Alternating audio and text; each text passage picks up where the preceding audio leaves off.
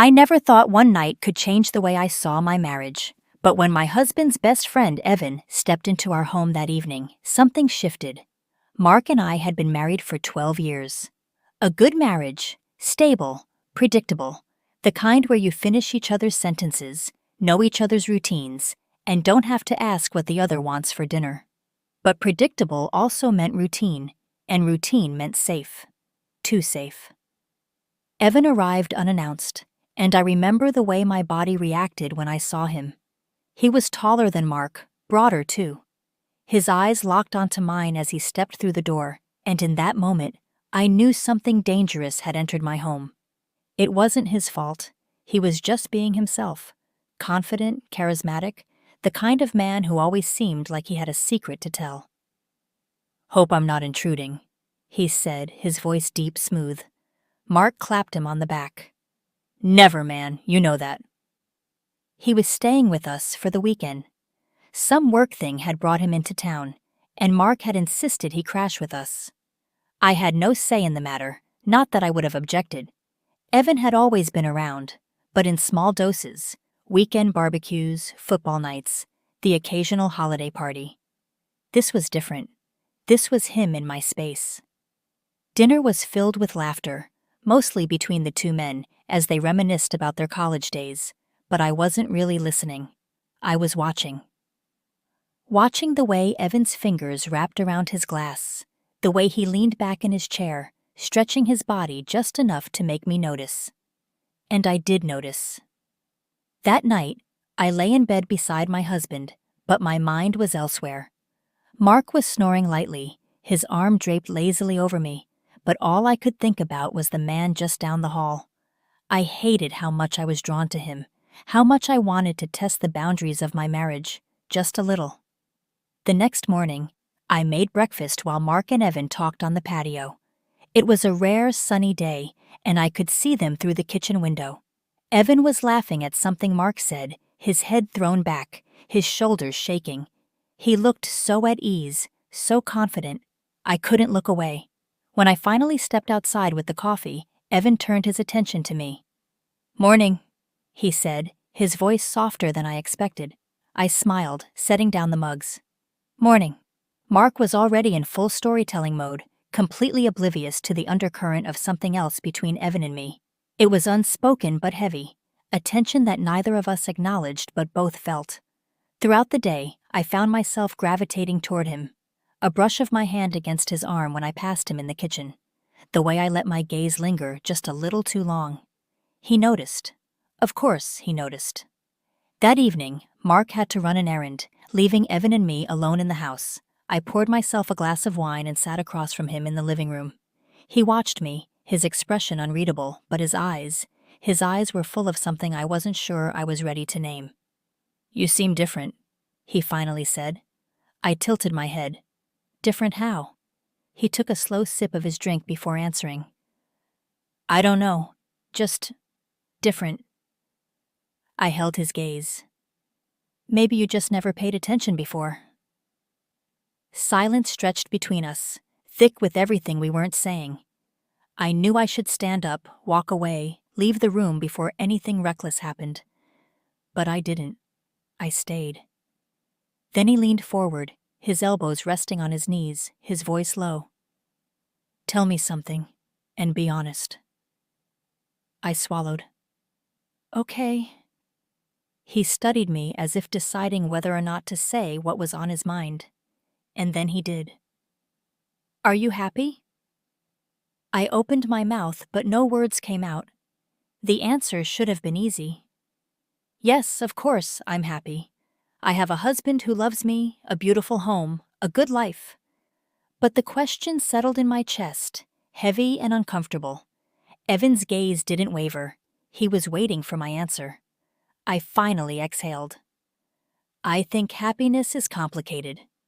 He nodded slowly, as if he already knew what I meant. That's what I thought. We were teetering on the edge of something irreversible, something neither of us could take back.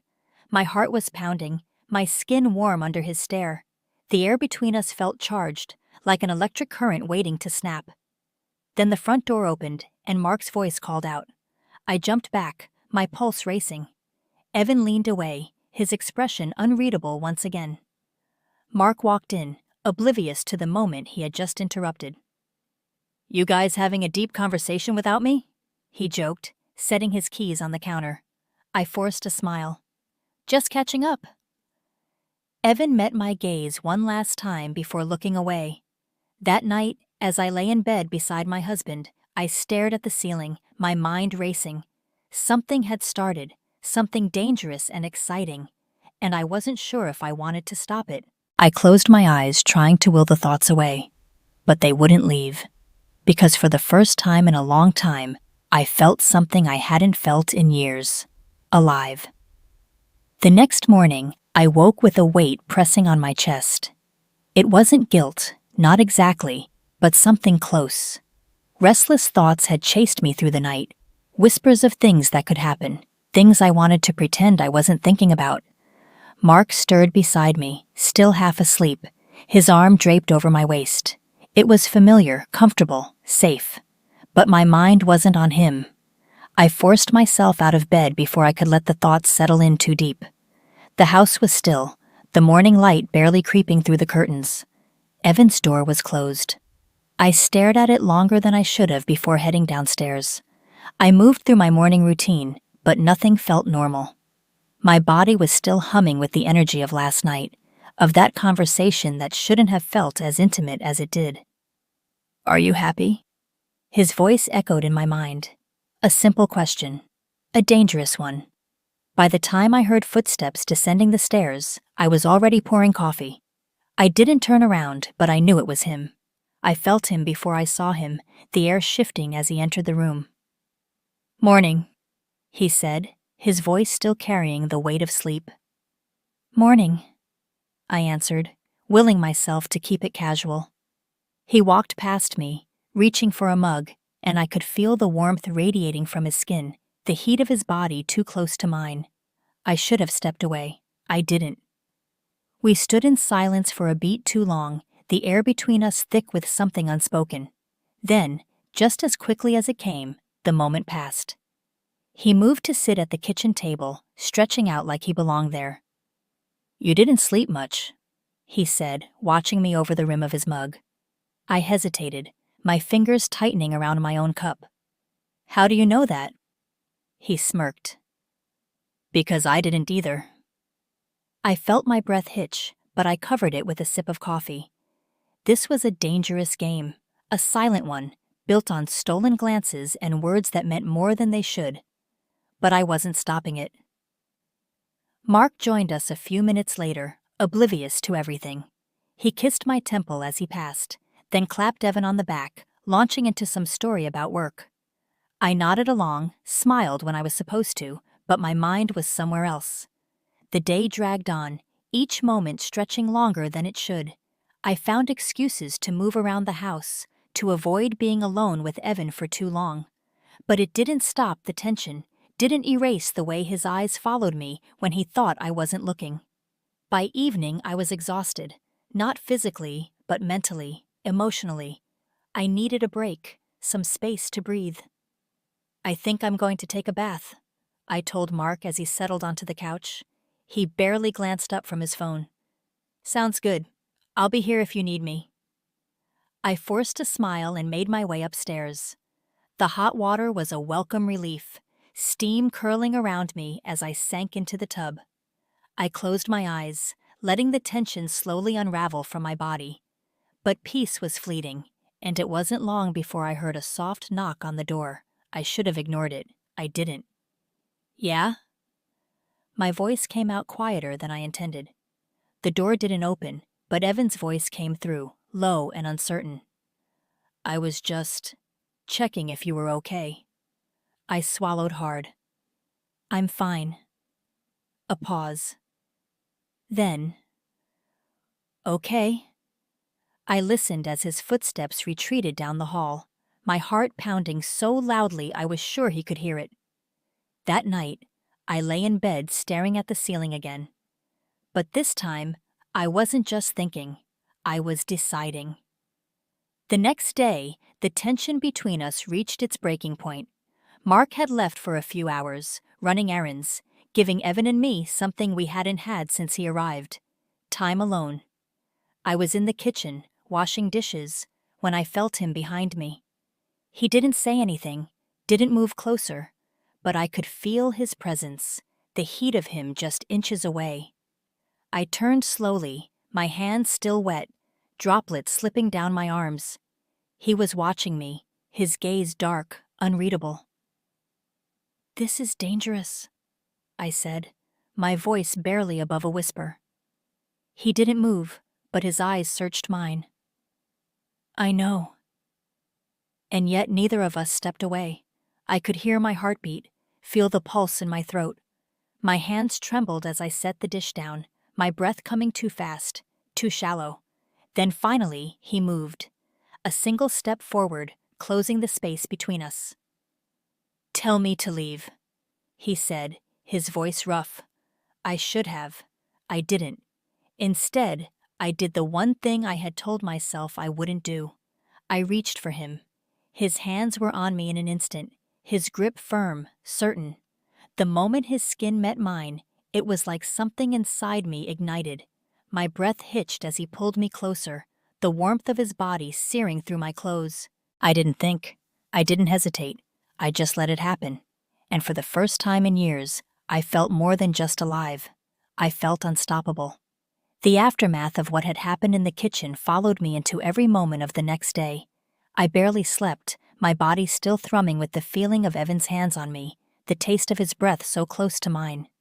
I had crossed a line, one I had no business approaching, and yet I couldn't bring myself to feel regret. Mark left early in the morning, kissing me on the cheek before heading out, completely unaware of the storm raging inside me. Evan and I had barely spoken since the kitchen, both of us treading carefully around what had ignited between us. The silence between us was louder than words could ever be.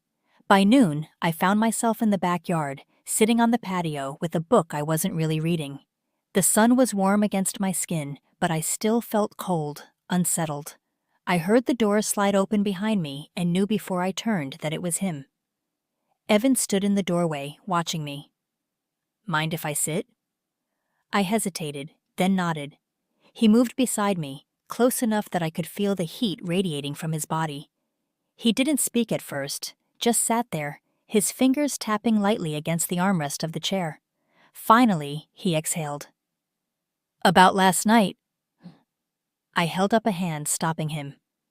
"We can't talk about it." He turned to face me, his expression unreadable. "Ignoring it doesn't change anything." "It has to." He studied me for a long moment before nodding. "All right, if that's what you want." But was it? I should have said yes, should have ended the conversation and walked away. Instead, I stayed, my heart pounding as silence stretched between us. "You think I don't see it?" he finally asked. "The way you look at me when you think no one's watching?" I swallowed hard. "Evan, please." "Please what? Pretend nothing's happening? Pretend you don't feel it too?" I turned away, gripping the edges of my book tightly. "It doesn't matter what I feel." He leaned in, his voice lower now. "It matters to me." I closed my eyes. This was dangerous. He was dangerous, and I was too weak to push him away. Before I could respond, Mark's car pulled into the driveway. I shot up from my chair, my pulse racing. Evan stayed where he was, watching me, his expression unreadable. Mark stepped out of the car and waved. "Hey, you two, what are you up to?" Just sitting out here," I said quickly, forcing a smile. Mark smiled back, oblivious. "Good. I brought lunch. Thought we could all eat together." "Sounds great," I said, but my voice was tight, my body tense. I felt Evan's gaze on me, but I didn't dare look at him. We ate together, all three of us, the conversation light, normal. But I could feel it beneath the surface, the weight of what had almost happened, the promise of something unfinished. And I knew deep down that this wasn't over. That night, I stood in front of the bathroom mirror, staring at my reflection. I looked the same, but I didn't feel like the same woman who had woken up that morning. My body was on edge, my mind a battlefield of guilt and desire. A soft knock at the door made me freeze. "Yeah?" My voice came out shaky. "It's me," Evan said from the other side. "Can we talk?" I gripped the edge of the sink. "Not here." Silence. Then, "Meet me in the backyard." I hesitated, but I knew I was going to go. I waited until the house was quiet, until I was sure Mark was asleep, then slipped outside. The night air was cool against my skin, sending a shiver down my spine. Evan was already there, leaning against the fence, his arms crossed over his chest. He looked up as I approached, his expression unreadable. "You shouldn't be here," I whispered. "And yet, here you are." I swallowed hard, my hands clenched into fists. "This is wrong." "Maybe." He stepped closer, and I forced myself to hold my ground. "But tell me you don't want me. Look me in the eyes and say it." I opened my mouth, ready to say the words, but they wouldn't come, because they would be a lie. His hand reached up, brushing against my arm. The simple touch sent a shudder through me. "I don't want to make this harder for you," he said. "But I can't pretend anymore." I should have turned and walked away. I should have said something to end this before it spiraled further. But instead, I stepped closer. His breath hitched, and for a moment, we just stood there, inches apart, the tension between us thick and undeniable. Then slowly he lifted his hand, tracing his fingers along my jaw. "Say the word and I'll stop," he murmured. I looked up at him, my heart pounding so hard I thought it might burst. Every logical part of me screamed to say it, to end this before it was too late. But I didn't. And then, he kissed me. The world tilted, and suddenly, there was no past, no future, just this moment, just the heat of his mouth against mine, the way his hands gripped my waist like he was afraid to let go. I melted into him, my body betraying everything I knew was right. When we finally broke apart, we were both breathless. "This can't happen again," I whispered, even as I clung to him. He nodded, but his hands didn't leave my body. "Okay." But we both knew it was a lie. I pulled away, forcing myself to step back. "We need to stop before we can't." His eyes searched mine. "Are you sure that's what you want?" I wasn't. Not at all. But I turned and walked away before I could make another mistake. That night, as I lay in bed beside my husband, my body still aching from Evan's touch, I knew one thing for certain. This wasn't over, and I wasn't sure I wanted it to be. The next morning, I went through the motions of normalcy, but nothing felt normal. Mark sat across from me at the breakfast table, scrolling through his phone between bites of toast. The weight of what had happened the night before still lingered on my skin, in the spaces where Evan's hands had been. Every time I closed my eyes, I felt the press of his lips, the way his breath had mingled with mine. I forced myself to focus on Mark, on the routine we had built together, but the guilt that should have weighed me down never fully settled in. Instead, there was something else. An ache, a craving that hadn't been satisfied. Evan walked into the kitchen, his hair slightly damp from the shower, and the way his gaze flicked to mine made my stomach tighten. He hesitated for only a second before grabbing a mug and pouring himself some coffee. "Morning," he said, his voice even. Mark glanced up and nodded. "Morning, man. You sleep okay?"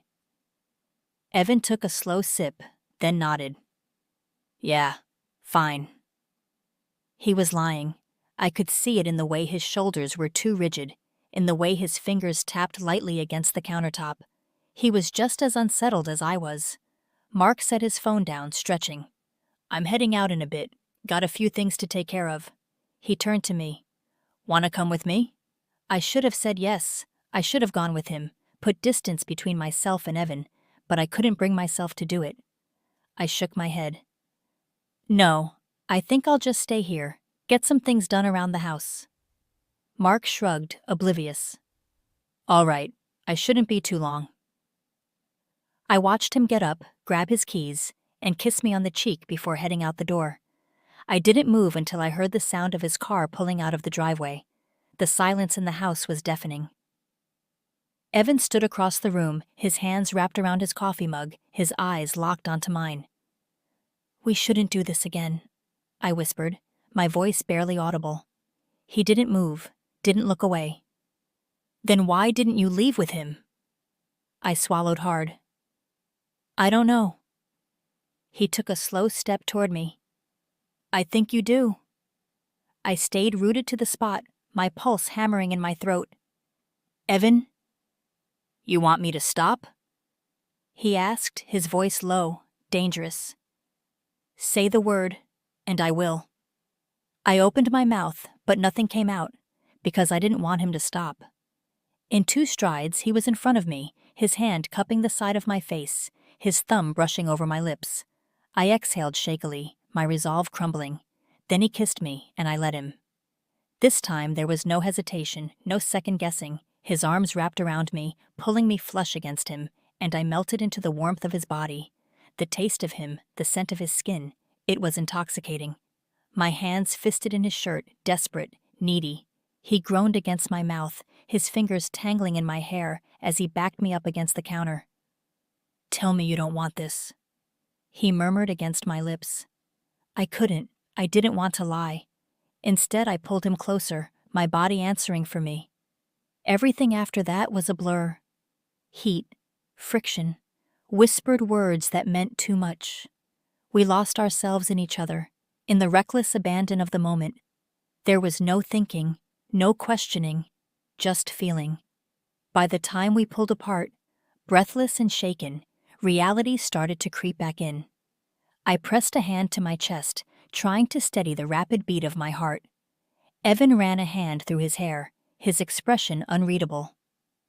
"This is getting out of control." I nodded, but I didn't regret it. "I know." "We should stop," he said, but there was no conviction in his voice. We both knew we wouldn't. The rest of the day passed in a haze. We avoided each other, pretending nothing had happened, but the tension between us only grew stronger. Every stolen glance, every accidental brush of skin, it was suffocating. When Mark came home, I forced a smile, acted like everything was fine. But the moment he kissed me hello, I felt the weight of my betrayal settle in. Not enough to stop, just enough to make my stomach twist. That night, as I lay in bed beside my husband, I stared at the ceiling, my body still aching from Evan's touch. I knew this couldn't last. Eventually, something would break, but I wasn't ready to let go just yet. The guilt finally caught up with me, wrapping itself around my chest like a vice. For days, I had managed to push it aside, to convince myself that I could live with this secret, that I could have Evan and keep Mark too, that no one had to get hurt. But the lie was unraveling, and I was running out of time. Mark had started to notice the changes in me, the way I flinched when he touched me, the way my thoughts drifted when he spoke. He asked if everything was all right, and I gave him the same tired smile, the same reassurances. I was just tired, I told him. Just stressed. He didn't press, but I saw the uncertainty in his eyes. He wasn't sure if he believed me anymore. Evan and I had crossed too many lines, and we were past the point of stopping. The more we tried to resist, the deeper we sank into each other. We barely spoke about it, about what we were doing, because words would make it real, would force us to acknowledge just how far we had fallen. It was a Saturday evening when everything came crashing down. Mark had invited a few friends over for drinks, and I found myself playing hostess, pouring wine and arranging plates of food, while my mind raced in 1,000 different directions. Evan was there, of course, seated across the room, his gaze burning into me every time I looked up. I could feel the weight of his eyes, the silent messages he was sending. I excused myself to the kitchen, needing a moment to breathe. The walls were closing in on me, the guilt pressing harder than ever. I gripped the counter, trying to steady my thoughts, but the sound of footsteps behind me sent a shiver down my spine. "I can't do this anymore," I whispered before he even spoke. Evan was right behind me, close enough that I could feel his breath against my skin. Neither can I, he said, his voice low. I turned to face him, my chest tightening. Then it has to stop. We have to stop. His hand lifted, just slightly, as if he wanted to touch me but was forcing himself not to. Do you really want that? I opened my mouth to say yes. I should have said yes, but I hesitated too long. The kitchen door swung open, and Mark stood there, his expression unreadable. My stomach dropped. He had seen, he had heard. The silence was suffocating. Mark stepped into the room, his eyes shifting between Evan and me. What's going on? I tried to answer, but no words came out. My heart pounded so loudly I could barely hear anything else. Mark exhaled, a bitter, humorless laugh escaping his lips. I knew something was off, he said, shaking his head. I just didn't want to believe it. Evan ran a hand through his hair, taking a step back. Mark held up a hand. Don't. Just don't. My throat tightened. Mark, I'm so sorry. His eyes met mine, filled with something I had never seen before. Betrayal. Disgust. Hurt. How long? Tears burned behind my eyes. It wasn't. How long? He repeated, his voice shaking. I swallowed hard.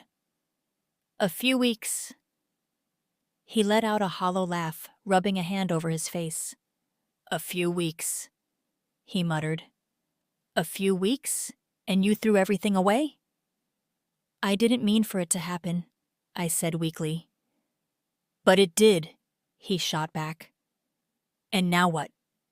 What happens now? Evan took a step forward. Mark, listen. Get out, Mark said sharply. Both of you. Evan hesitated. Mark, get out, he shouted, his voice cracking. I flinched, tears spilling over. I wanted to reach for him, to make him understand, but there was nothing I could say to fix this. I had shattered everything. Evan looked at me once before turning and walking out. I hesitated for just a moment, looking at the man I had betrayed, the man who had loved me for years. But I couldn't stay. I followed Evan out the door. The night air was cold, biting against my skin as we stood on the porch. Evan turned to me, his expression unreadable. Where do we go from here? I wiped at my face, the weight of my choices pressing down on me. I don't know. For the first time in weeks, I truly didn't know. We drove in silence for a while, my fingers fidgeting with the hem of my sweater. Evan didn't ask where I wanted to go, and I didn't offer a destination. We both knew this wasn't something we could just walk away from, but neither of us had any idea what to do next. After nearly half an hour, he pulled into a quiet motel on the edge of town. He killed the engine, staring ahead, his jaw tight. You should call someone, he finally said. A friend, your sister, someone. I let out a hollow laugh. And tell them what? That I ruined my marriage? That I left my husband for his best friend? He sighed, rubbing a hand over his face.